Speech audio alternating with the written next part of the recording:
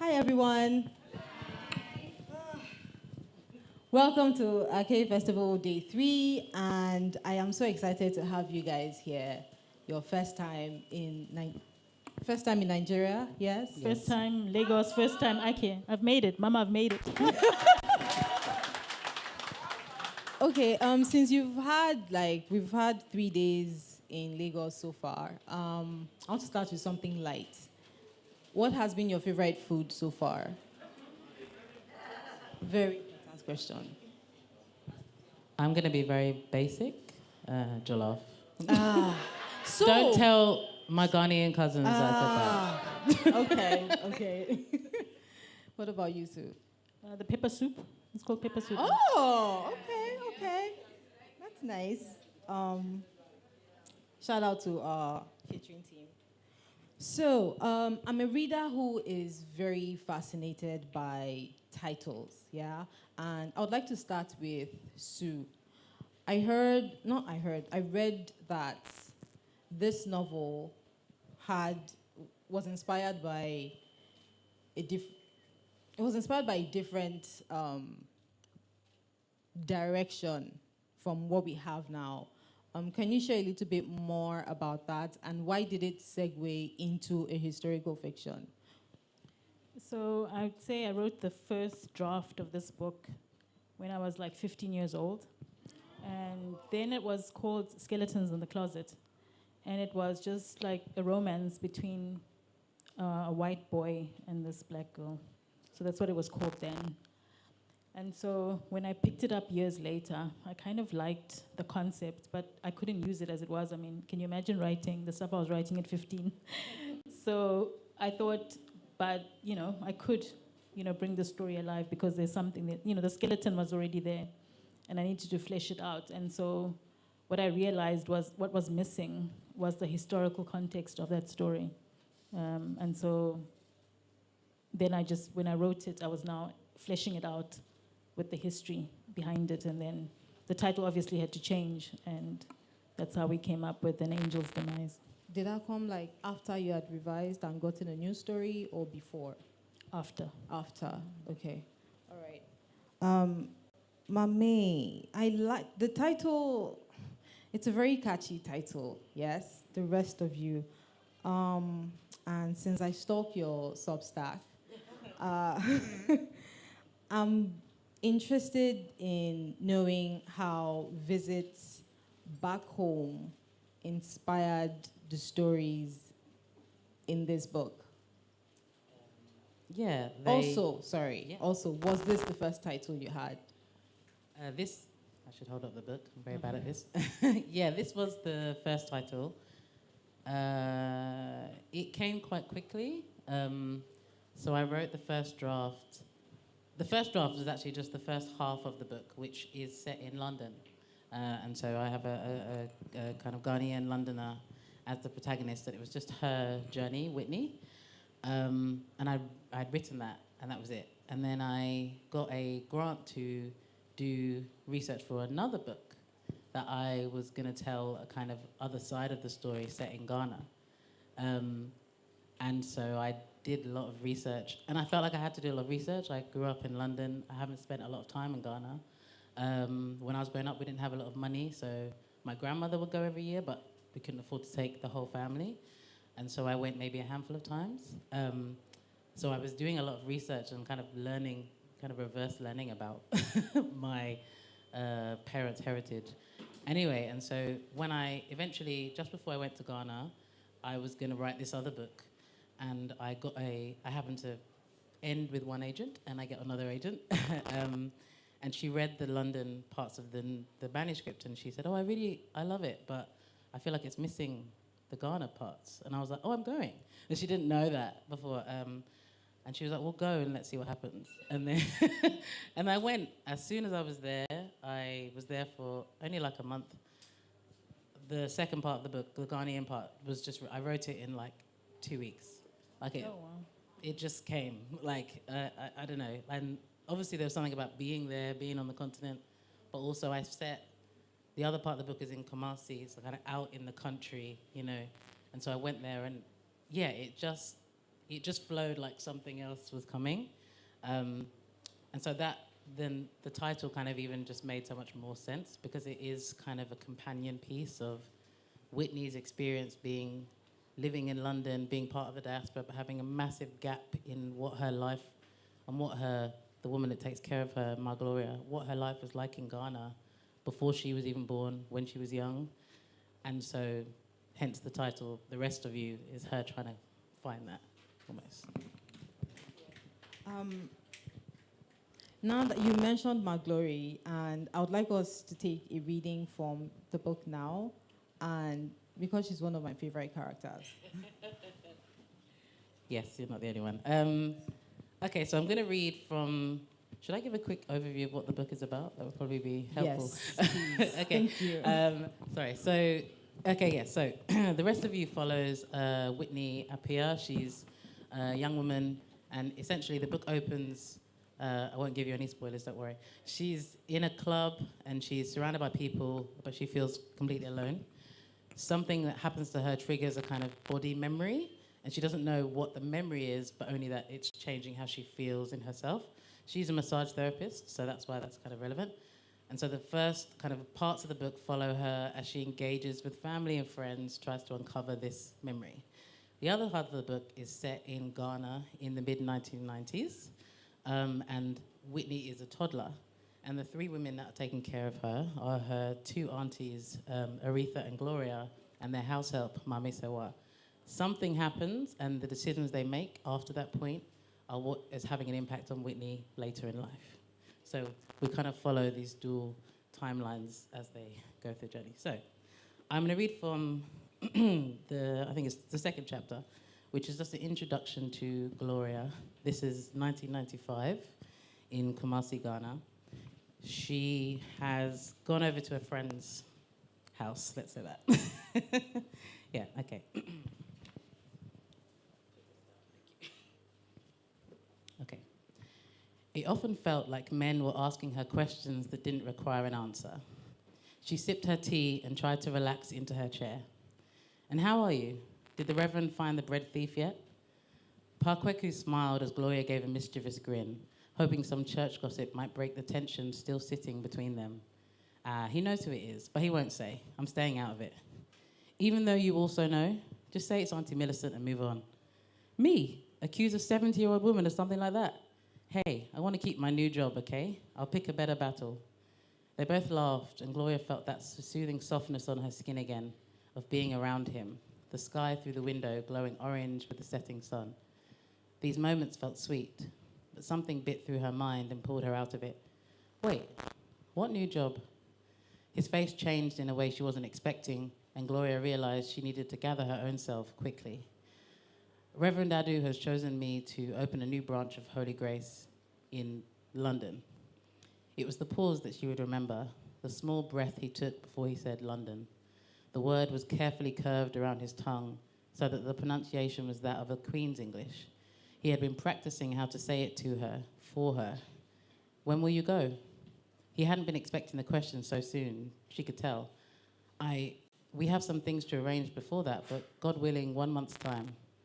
Was he asking her, as if she would know? Gloria felt the anger in her calves, her muscles tensing and readying themselves to either kick him or run screaming from the house. She did neither. Well, congratulations. Are you happy? On the surface, the question was innocent, but it was a jab from her, directly for his sternum, so that the reply became a choke in his throat. He had to cough through it before finally speaking. I am happy to do what God wants me to do. Always. She kissed her teeth and for a second regretted it when he raised an eyebrow, but only for a second. Don't say that to me. You know what I mean. I don't want your pastoral answer. She made air quotes with stiff fingers, irritated by the stoic look he now wore. Gloria, what should I say? That I'm not happy to be leaving? That I'll be facing misery without you, my closest friend since childhood? What good would it do? Your closest friend? She had been a fool after all, and who could blame her? There had seemed no harm in hoping something for herself. It had kept her from spending her days and nights at those headstones, her mother and baby sister side by side in a way no one ever wishes to see. She had shared her grief, her abject sadness with Parkweku at the time, and he had provided something more than a rock. He was an anchor for her, so she did not get lost at sea. Now she felt as though she had concocted it all. The way he looked at her sometimes, the longing she felt, how it seemed to have grown since Bobo came along. He looked at her differently, yes, but it wasn't bad. It was deeper somehow. Now he was taking it back, rescinding his affection, and she needed to know why. Is that why I'm here? For you to tell me goodbye? Why are you always so quick to the negative thing?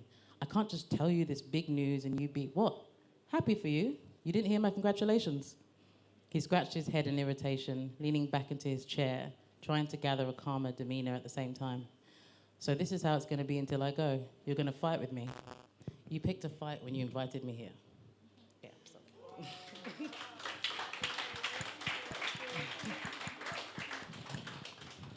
I'm going to come back to that relationship because there was something so fascinating about how you wrote it. Sue, can you tell us a little bit more about Angel's Demise without giving spoilers before we read? Okay, so An Angel's Demise is essentially a story about our country finding freedom. So it chronicles the history of Zimbabwe pre-independence. And parallel to that story is a story of Angel, who is born just pre-independence. And she's raised by a white family on this farm. And I think everyone's aware of the contested legacy of land, you know, which is a thread that's common to all countries that were colonized. And so it's also Angel's, quest to find freedom and her own identity as she grows and as the country also grows. So those two stories are told in tandem. And yeah, how the freedom of the country also impacts Angel's own freedom as a woman. So. Yes, time to read the 116. Yeah, so I'm going to read from a chapter called The Peace Brokers. And so while I was doing research for this book, I discovered that, many African countries were in solidarity in the quest to help, it was called Rhodesia then, so yeah, to get their independence. And, I specifically liked how the, African countries rallied together, because we don't see that anymore. It's like now the attitude is, each country for itself, and, it's self-serving interests as opposed to, countries rallying together for the good of the continent. And one of the things I discovered in my research was, how Nigeria, stood up to Britain. And because at that time, Nigeria was a huge market for the British products, and they used that as a threat to say, if you don't come up with a resolution that gives, Rhodesia its independence, we'll stop buying your goods. And at some point, they even nationalized British petroleum. And so I kind of liked, that how the power that we wielded as African countries. Now we just kowtow to what the West says, but then, our voice counted for something. So in Peace Brokers, I'm going to read in this chapter how the OAU rallied together. And at that time, it was only a contingent of like 16 states.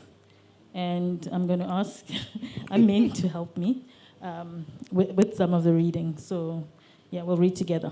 Okay, so I'll start on page 115.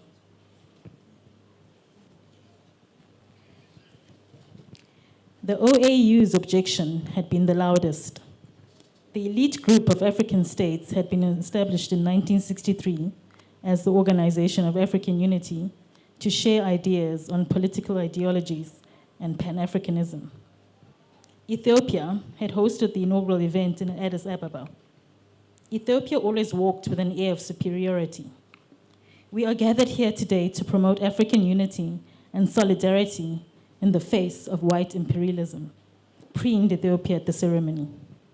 Ethiopia was a sight to behold and commanded attention when she walked in the room. Her features, with a sharp-pointed nose and high cheekbones, were striking. Her mop of curly hair was piled on top of her head, with a few tendrils hanging on her face. Tall and svelte, she looked sensual, dressed in a traditional Habesha chemise made of fine hand-woven cotton.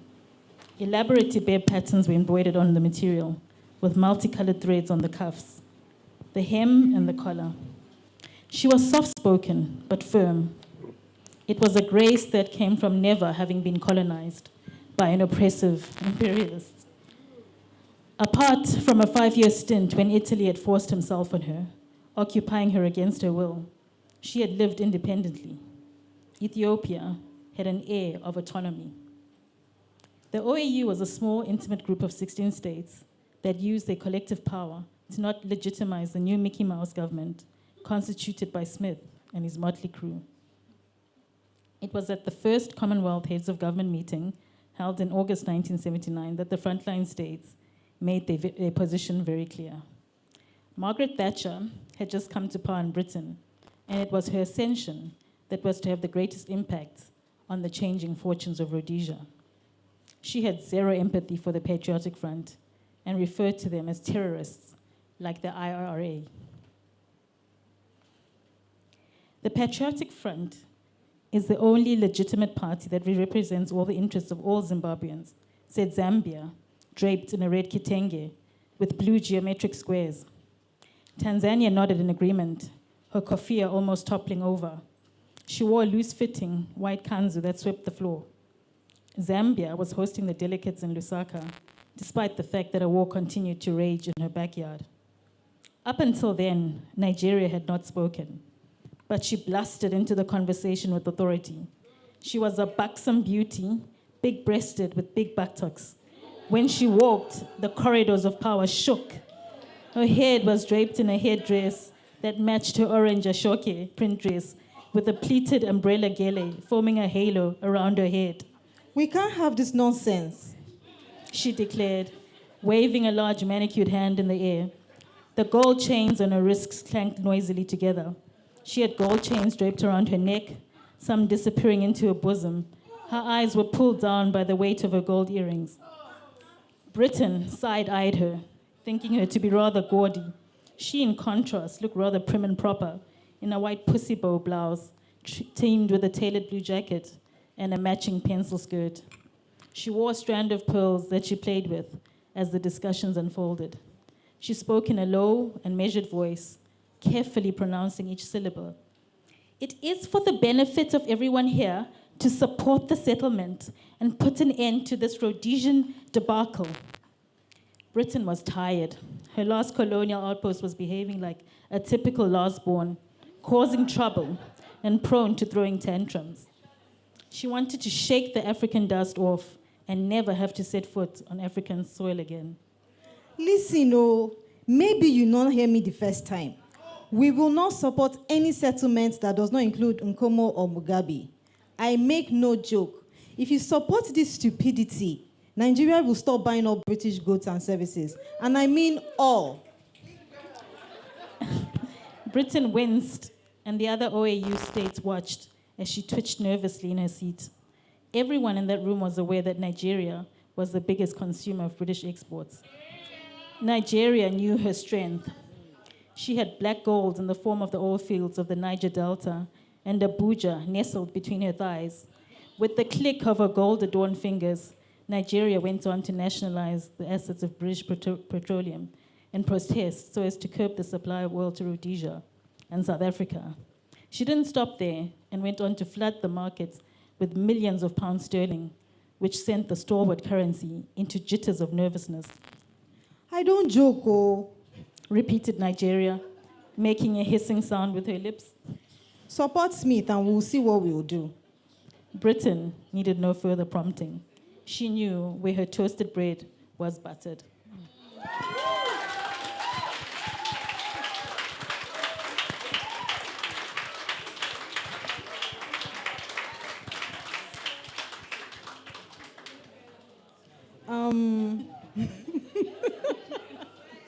It was such a fun read.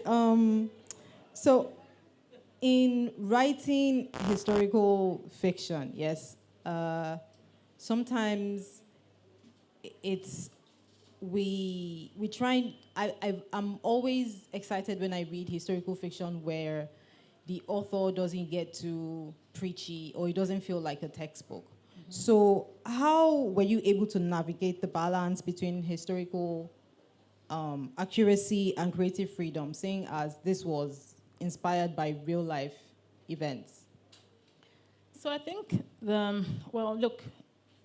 under the umbrella of historical fiction, you don't necessarily have to be 100% accurate. So you can get away with not being. So that was not an issue, but I still did the research. But I think there's always a temptation as a writer, and especially for me as a first-time writer in this genre, to want to overload the story with a lot of facts. And I think having a great editor helped me. She did a lot of surgery on this manuscript and trimmed it down so that the reading flowed. So you also want to entertain the reader as well as educate at the same time. Yeah. How? Okay, so it was your editor who did the surgery. But I did feel, while reading, that you were intentional about educating, because this is not a part of history that we know most about history from what the Mayo Brigade has written, or things we see in the media that they control. So were you intentional about that? Yes, I was very intentional. So the thing with me is I went to one of those schools, and I think this is probably a familiar story for many, where we didn't learn African history. We weren't taught. It wasn't taught on the curriculum. But we were taught European history. So I could tell you 1,000 things about Napoleon Bonaparte, but I knew nothing about the founding fathers on the continent. And I think as you grow, you can't keep using ignorance as an excuse. And so for me, it was like, I need to get educated on what happened in the country. And not only that, our history is very distorted. And so it's also trying to tease the truth out of what is written and sometimes what is not written as well. And so it was also a learning curve for me as well. So I also wanted to educate myself and then put it out there so that others could learn or and learn about where we come from. It's very important to know where we come from. And while I'm not saying my book is accurate, I think it also encourages other people to go and do more research. We need more narratives. It's not a single history, yeah.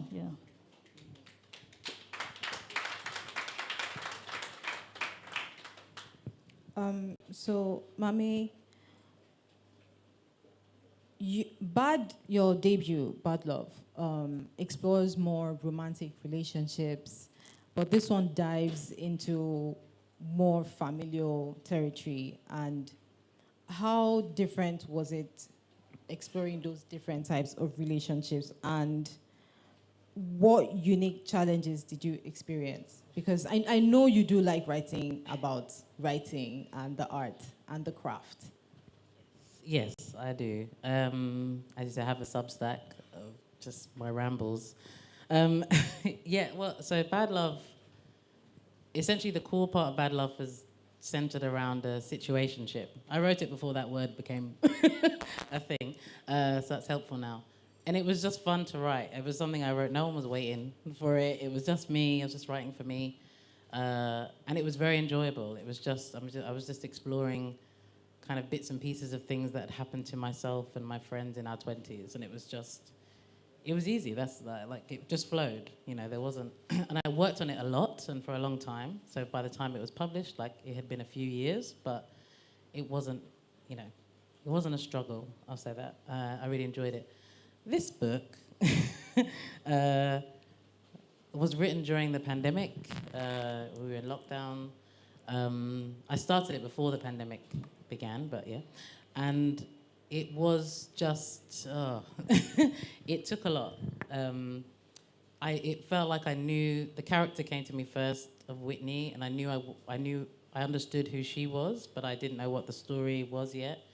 And trying to write my way through it was it was like drawing blood from a stone. And then after I think lockdown lifted temporarily, I went to an event, and one of the writers there was asking me what are you working on? What's the second thing?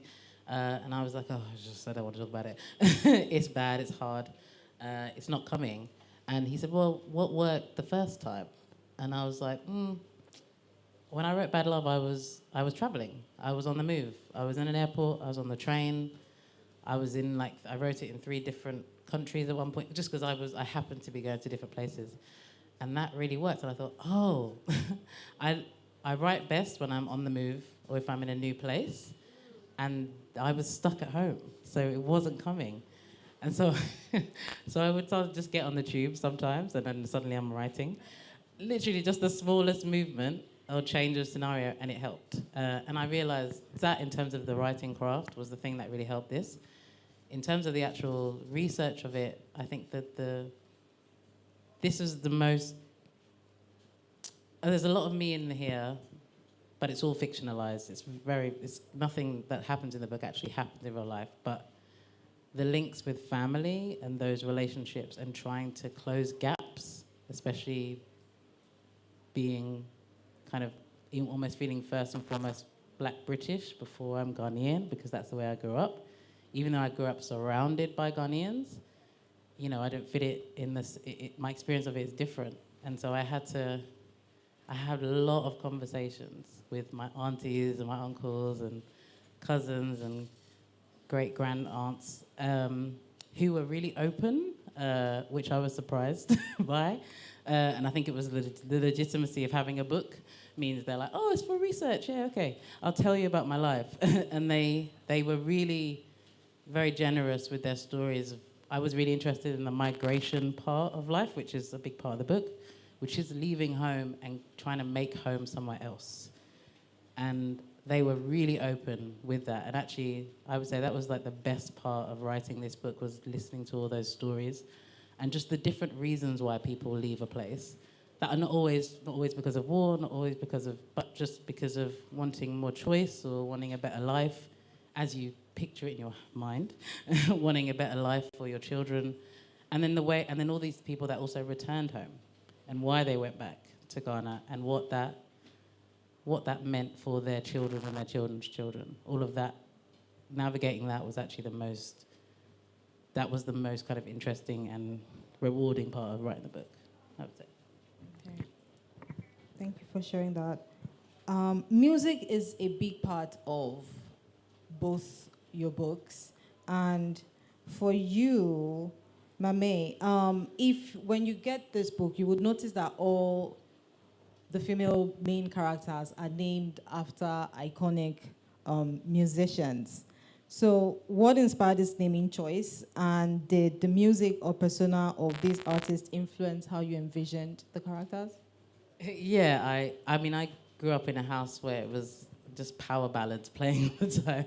And my mum loves Whitney Houston, and just like Aretha Franklin was always playing. It was just a lot of soul, R&B. My grandmother had a massive record collection.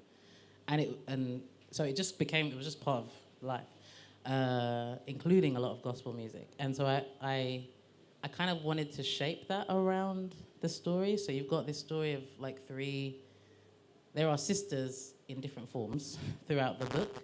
And the three sisters that are in Ghana their mother was very into that kind of music. And so it shapes their memories of their mother, who passed away when they were young, and also who they are and her naming them.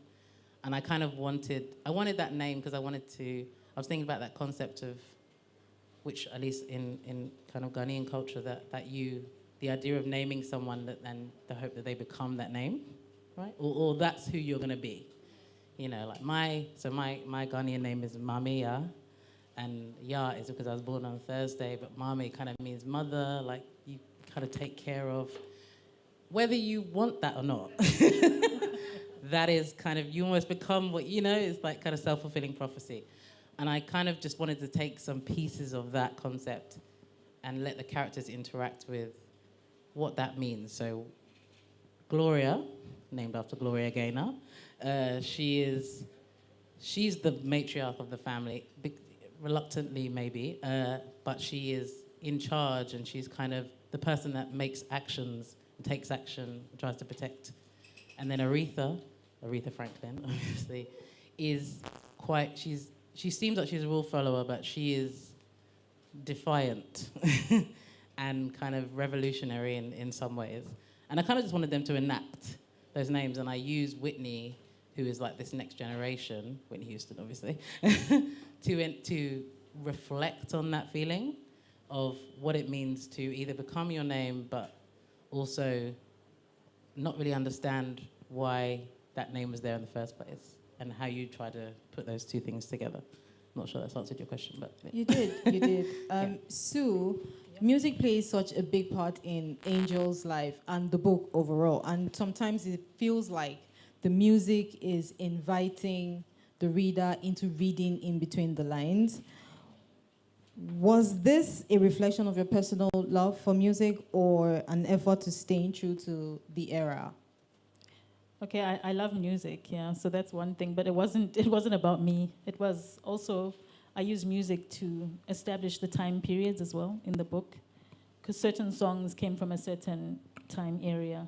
Like, you had songs in the 80s and 90s, and we have Angel growing up, and she's listening to Backstreet Boys. It's also this idea of a black girl growing up in a white household, right? She should be listening to Blackstreet Boys, is it? Yeah. Was it Blackstreet? Do you see what I'm saying? Yeah, there's that group. But so you see it's also that she's become white, though she's black. So it's also, that aspect of that culture isn't there in her life. And so music helps to chronicle that. And music I also used to chronicle the feelings and that relationship, the romance in the book, Nothing like a nice song that forms a soundtrack to a love story, because it also plays in your head as you read. Do you have a playlist available that we can check out? Yeah, not for this book, though. I know I did a comprehensive one for Family Affair. Okay. Yeah. Okay. Do you have one?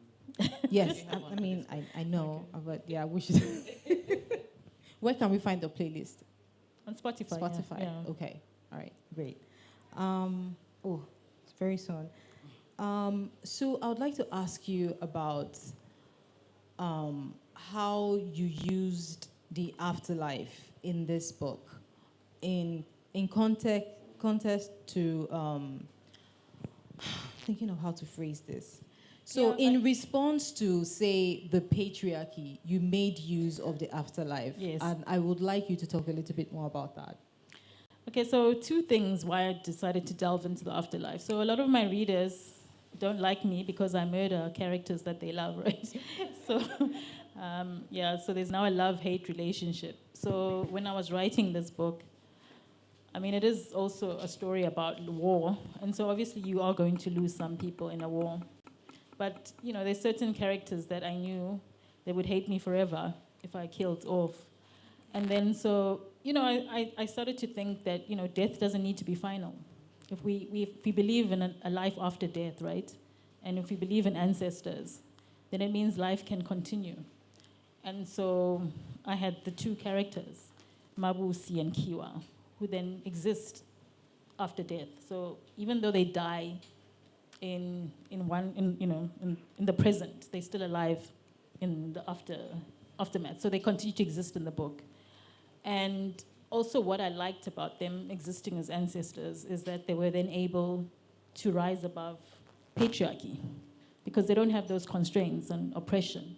And so they were able to fight the men in the book in the afterlife, sort of, they came back, so I could use the afterlife, as a way to, to continue and strengthen the women and empower them beyond the grave, so to speak. Nice. The forms and narrative style that you both use in this book is very fascinating. So you also there's one of my favorite parts where the book seamlessly transitions into verse. It's like a romantic scene. Yeah. Maame, you use the second person POV, which is not the favorite. It's not a favorite style for readers. No. Why that choice for Whitney's POV? I always say second person is like Marmite. Do you guys have Marmite here? Basically, you love it or you hate it. It's not in between. I think, I use the second person, not throughout, so for all of Whitney's parts of the book, they are written in the second person. And then the other parts are written in the third person. That's how her voice came to me. It just came out in the second person. But I'm deliberate with the second person because this is why some people hate it, which is it's uncomfortable and it's very intimate. And it can feel like you are watching someone's life through a keyhole and you're watching something you're not supposed to be watching. And that was on purpose because that's how Whitney feels about herself when we meet her in the book. She's kind of, her life is happening, and she's also watching it happen.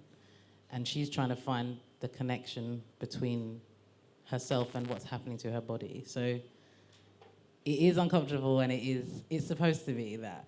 But also, it doesn't work for everything. Like if she was for me, if she was like a very simple character, I wouldn't use the second person. I think it lends itself to more complex characters who have kind of, there's something that they're trying to work out. Maybe they're insecure, and there's a lot about her that that second person really enacts itself. And I just wanted I wanted it to also feel like the reader is, you're feeling what she feels, and you have no choice but to follow her where she goes.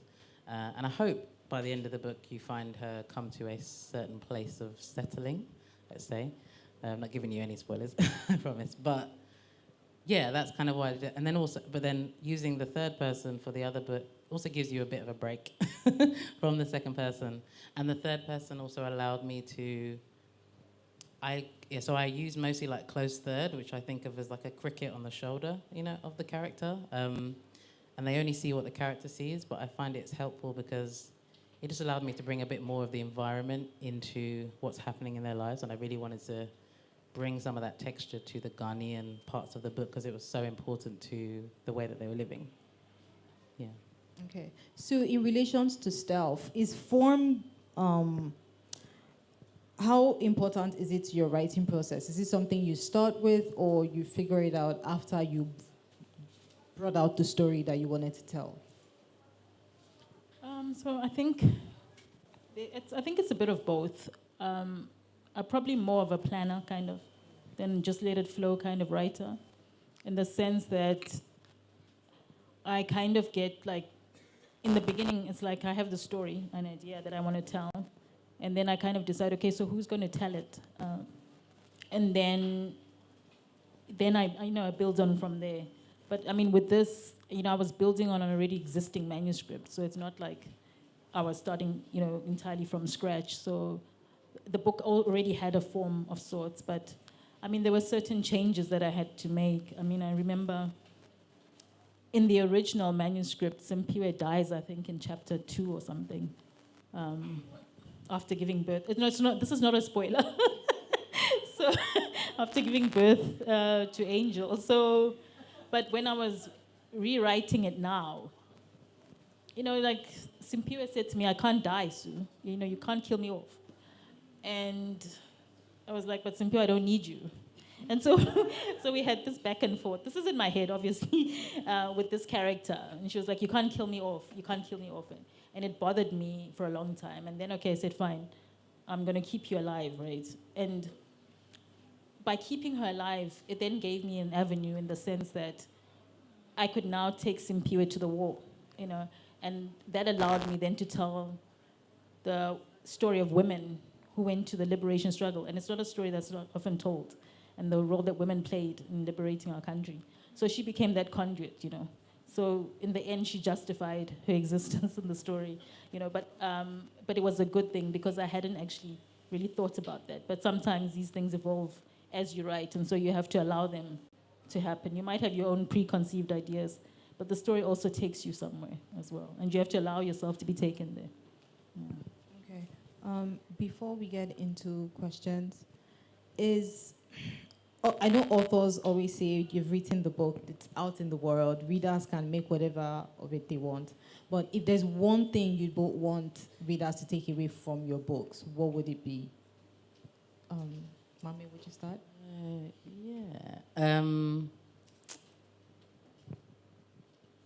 I would say one thing would be have more conversations. I think, and actually coming to this festival, I'm so thankful for the invite. By the way, it's just been, I've been to quite a few literary festivals.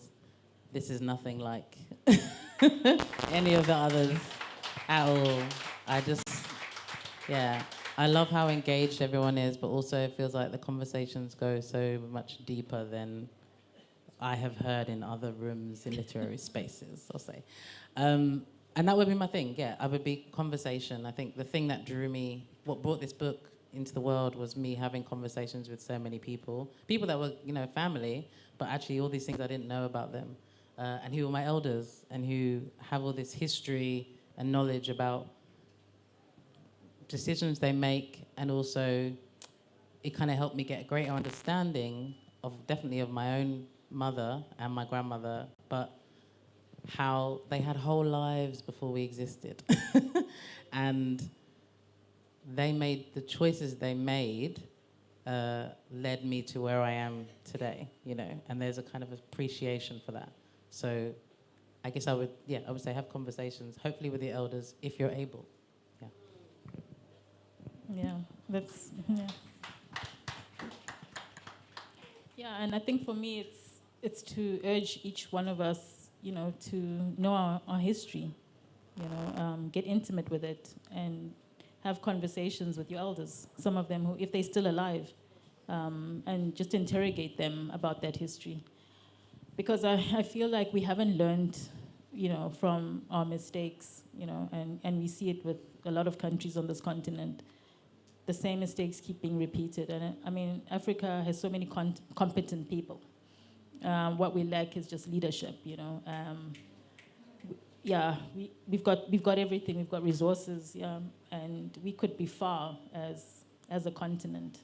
And so it's such a shame, when you look at us many years after independence, and we still are going around in circles. So for me, it's like, learn your history, reckon with it, and let's try not to make the same mistakes. We are birthing a new generation of people, and hopefully of new leaders. Yeah.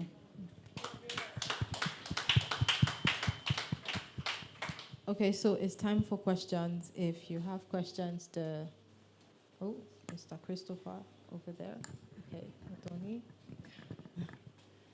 Someone has his hand up at the back. The man with glasses. Sorry, I swear I did not see. Sorry, no vex. Yeah, good afternoon. Thank you for this opportunity. Okay. My name is Christopher Eko. Soko, congratulations on the success of the writing of your book. Thank you. Out of curiosity, I delved into your profile. Sorry about that, and I discovered that you are an analyst by profession, and a writer by passion. How are you able to strike the balance between the professional interest and passionate interest? Between professional interest and passion, which one do you give preference? Thank you. Okay. Yeah, so should I answer? So you're quite correct. I wasn't trained as a writer. I don't have a background in creative writing at all. So I actually have a master's degree in finance and investment, and for over 15 years, I had a career in investments and finance. It was difficult to strike the balance. So I don't know if you can. I found it harder and harder as, I got more entrenched in my career. And especially with a career like mine, it's not your typical 9 to 5. So you might have to work, after hours, put in more than, your 8-hour day. So I then found it very difficult, because then I would relegate the writing like to the early hours of the morning. I would do 3 hours every day, which isn't enough. And the testament to that is it took me, like my debut novel came out in 2012, and then my next novel after that came out in 2018. So you can see that there really wasn't a balance. I was struggling to find the time to write, and in between I became a mother. So trying to balance the different responsibilities was very difficult. So when I turned 40, I made a decision to retire from corporate and sort of focus on the writing. And the idea was always, if the writing fails, I'll go back to corporate. But I've never gone back, so maybe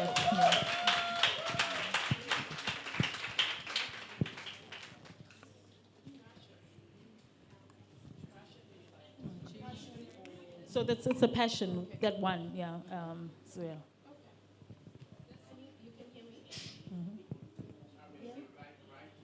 Sorry?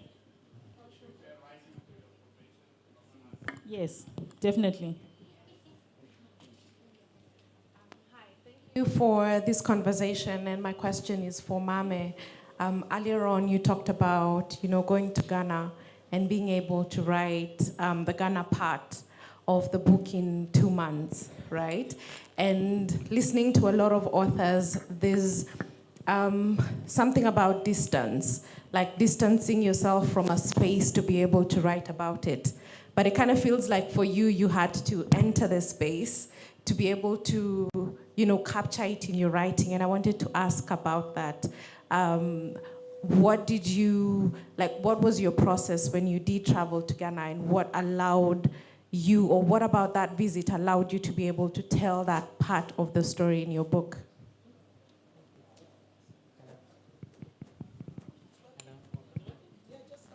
I'll start talking. Look at that. Thank you for that question. Yeah, I think if I had gone to Ghana and it had been like a family holiday and then I was trying to squeeze in some writing, I don't think it would have happened.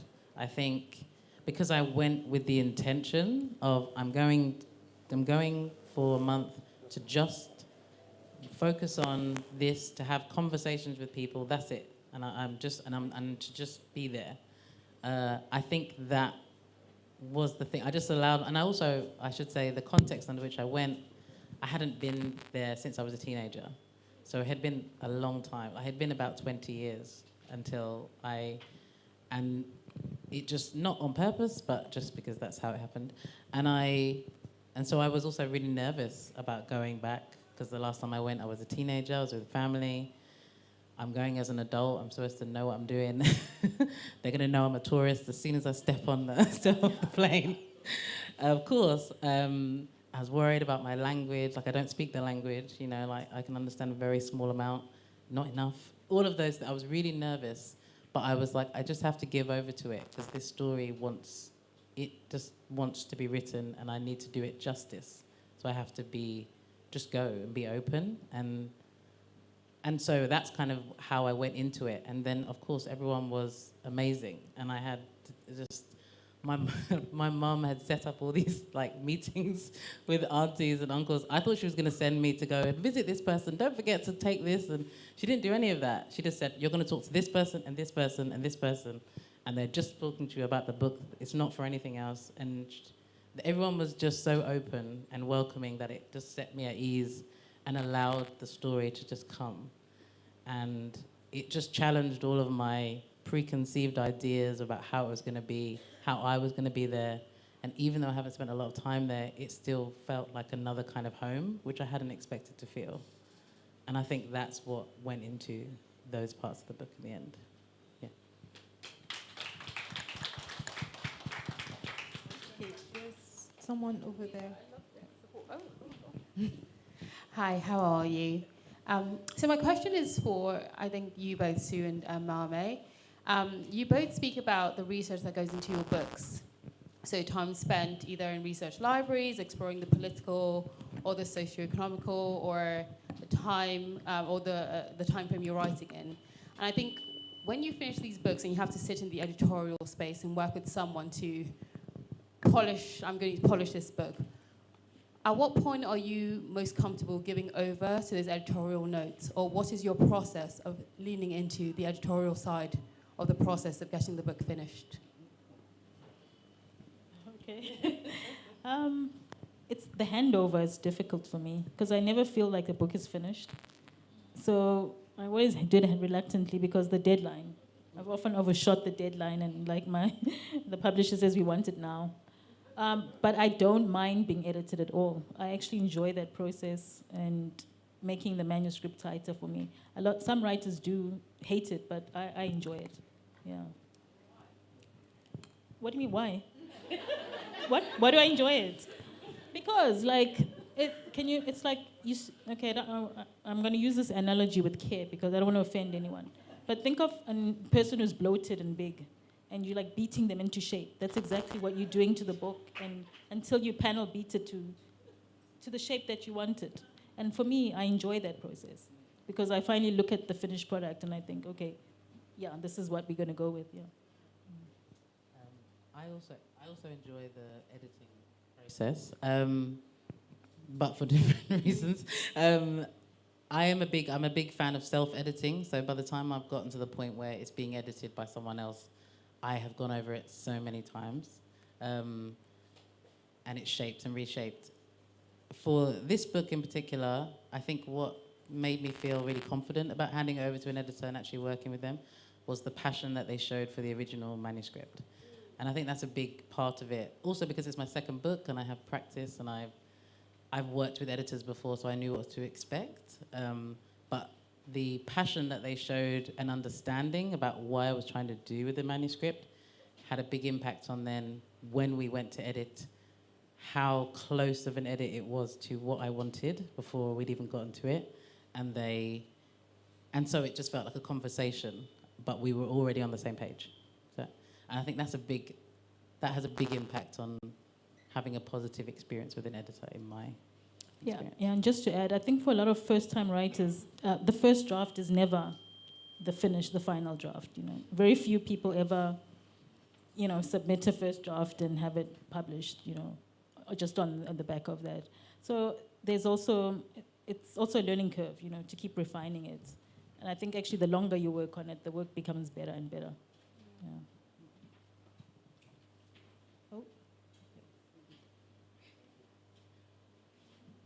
Just a very brief question. So, Maame, does Whitney ever go back to Ghana? I mean, because the book did not tell us that. Yeah, of course. She did. Yes. What's that, as in the book? Yes. I thought you said, would I ever go back? No, As in, Whitney, yes, in the book. oh, does she ever go back to Ghana? Yes. Oh yeah, I'm not going to answer that. Was what I tried. That would be a spoiler. It's all right. Oh, a question from the professional question answer.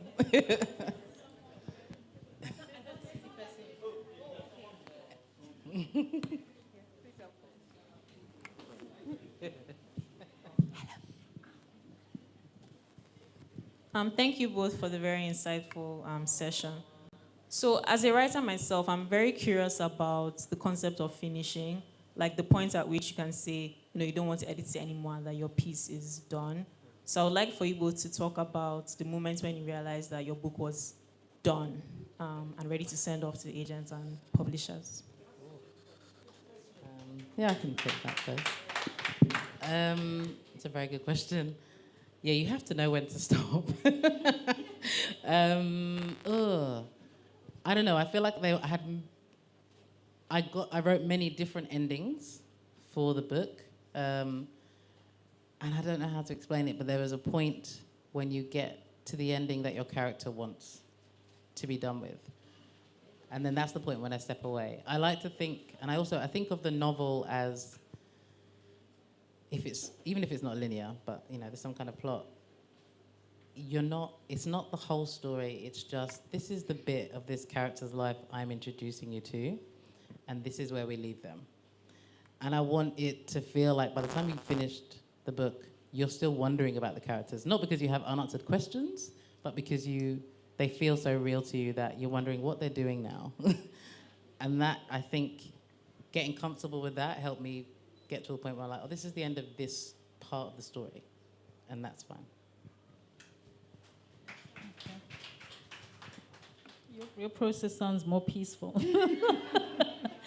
I really struggle with endings, yeah, and so for me, so I think what helps me a lot is I'm very anal about structure and the way a book is structured. So, and most of the times, like I structure my book in parts, well, depending on this, like this one is in parts. And, there were certain parts, I had 4 parts. So I kind of knew when part starts and when part ends, so that sort of guided me in terms of this is the beginning and this is the end. But generally just to land that plane, the final ending is something I still need to polish, I think. I'm not really good. I'm not a good ender of a story, yeah. Yeah, and it's something I personally need to work on, I think. Yeah, so for me, I struggle with the endings, but yeah, the story has to end at some point. Yeah. I would add, actually, can I just add, one of the things that helps me is also, even if your story isn't character-driven, but the character arc is also the thing that helps me land the plane. Yeah. If I feel that my character has got to the place that I intended for them to get to, then the story's over. Yeah, that sounds good. Good way to think of it.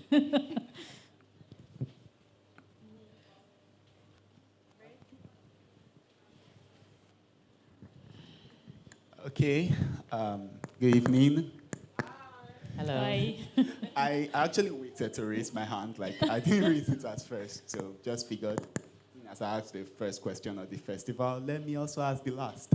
So, Maame, I wanted to ask this question to you because, you know, you're also a black woman from London, and that is also the character of Whitney, and seeing as you also have Ghanaian roots yourself, same as Whitney.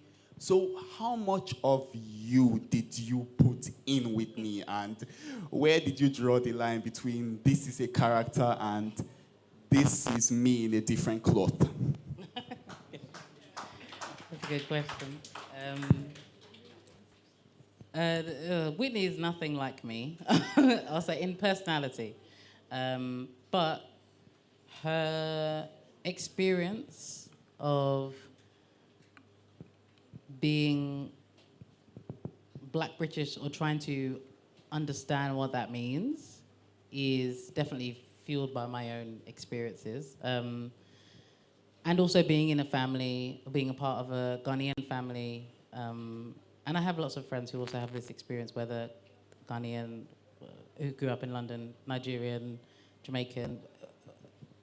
The idea that there are just some things that you don't know, whether it is the loss of language or of language of your, you know, your parents, your mother tongue, or just not a real connection to the home of your parents.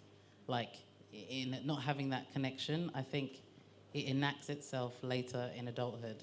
And that was definitely my experience, and this book did a lot to help bridge those gaps. But that's kind of what that's definitely what is infused in Whitney in a character. That's kind of the only similarities, I would say, is the experience of being Black British, but not really anything else. Yeah.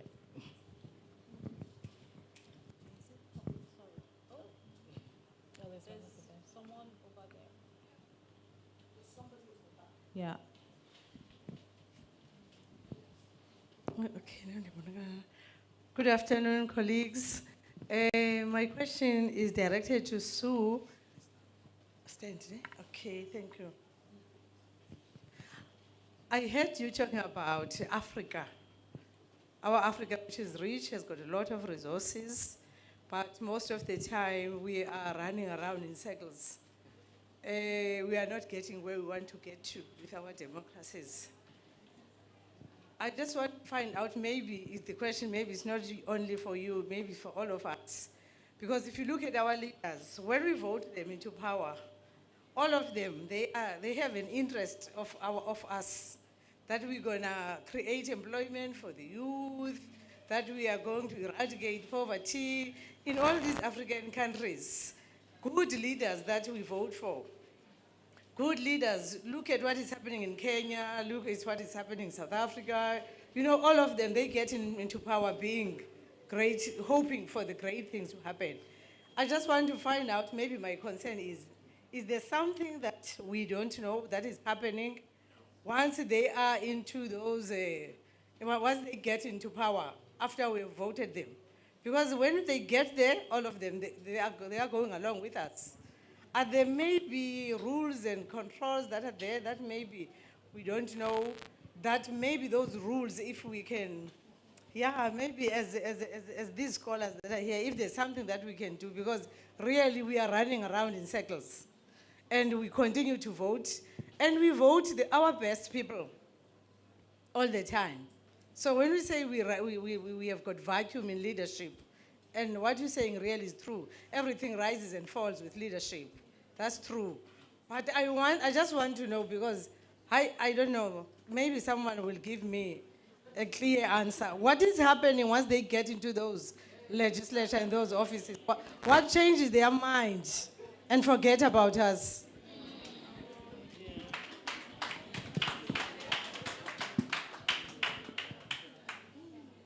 I don't think it's a question I can answer on my own.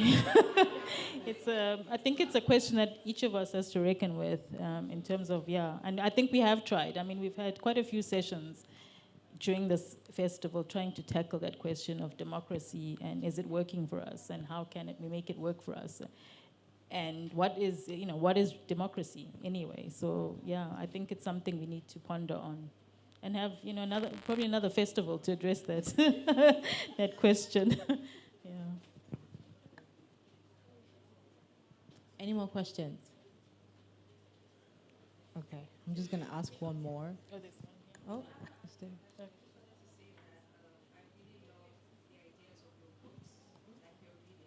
Hi, I don't have a question. I just wanted to say that I really love your 2 books, and personally, because I don't have money, I will not buy them now. But it is something that I will look forward to after November's salary. That's what I wanted to say. Thank you. Thank you for the love. I'll gift you a copy after the session. Yeah. Oh, okay. Yeah, same. Wither Books would. Do you want the US one? Yeah. I just had a little.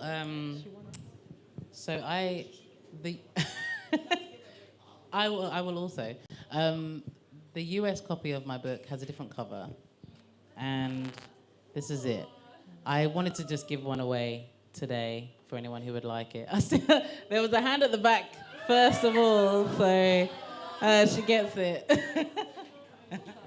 Who was that? She was quick. It was so fast. Okay, just before we round up, I just wanted to ask, what do you look forward to in African fiction going forward? Like what you've been reading, what do you want more of from African authors? Who would like to go first? I just enjoy discovering new voices. I mean, I remember listening to this panel in the morning about the romance books, but from a Muslim perspective, I mean, that's something I haven't come across. So that stuff excites me. And the other book that was interrogating faith in a different way. So it's always, discovering those authors who, it's always the same topics, but it's a different angle. So I think for me, what's exciting is, most stories are similar after all, but it's how you tell it. Mm-hmm. It's just those angles. So it's always exciting when someone comes up with a new angle, a new perspective with a story that's being told. I mean, romance is romance, but, so I'm excited to see what they've done with those stories. Yeah, I agree. Just new stories with new perspectives, which means every single person in this room could write a story about the same thing and it would be different, you know? Yeah. And I think African literature really excites me because it's doing that.